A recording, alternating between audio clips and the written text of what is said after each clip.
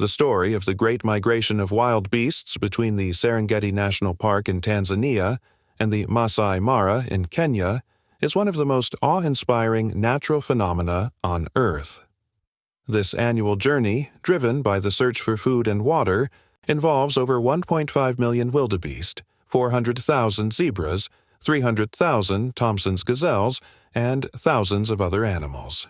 It is a timeless cycle of life, death, and survival that has played out for millennia. The migration begins. Serengeti National Park, Tanzania.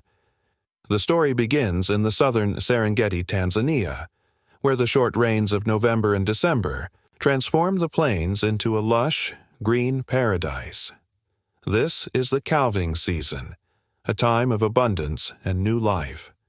Hundreds of thousands of wildebeest give birth to their young, and the plains are filled with the sounds of newborns taking their first steps. Predators like lions, cheetahs, and hyenas lurk nearby, waiting for an opportunity to strike, but the sheer number of calves ensures that many survive.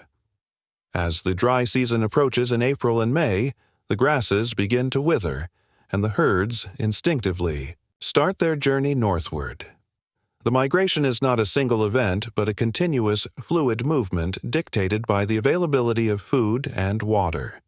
The wildebeest, zebras, and gazelles move in massive columns, their hooves pounding the earth like thunder. They are guided by ancient instincts, following routes that their ancestors have traveled for generations. The Serengeti River, a perilous crossing. By June, the herds reach the western corridor of the Serengeti, where the Serengeti River presents the first major obstacle. The river is home to some of the largest crocodiles in Africa, and the crossing is fraught with danger. The animals gather on the banks, hesitant but driven by the need to move forward.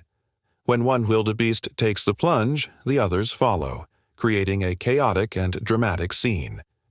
Many animals are swept away by the strong currents or fall victim to the waiting crocodiles, but the majority make it across and continue their journey. Into Kenya. The Maasai Mara. By July, the herds have reached the northern Serengeti, and the lure of fresh grazing lands draws them across the border into Kenya's MAASAI Mara National Reserve. The Mara is a land of rolling hills, open savannas, and life-sustaining rivers. Here, the herds find respite and nourishment, but the journey is far from over. The most iconic and perilous part of the migration occurs at the Mara River. This crossing is even more treacherous than the Serengeti, with steep banks, strong currents, and an abundance of crocodiles. The animals hesitate, their instincts warring with their fear. When they finally leap into the river, it is a spectacle of chaos and courage. Many do not survive, but the herds press on, driven by the promise of greener pastures, the return journey, back to Tanzania. By October, the rains begin to fall in the Serengeti once again, and the herds start their journey back to Tanzania. The cycle of life continues as the animals retrace their steps, crossing the Mara and Serengeti rivers once more. By December, they are back in the southern Serengeti, where the rains have rejuvenated the plains, and the cycle begins anew. The circle of life.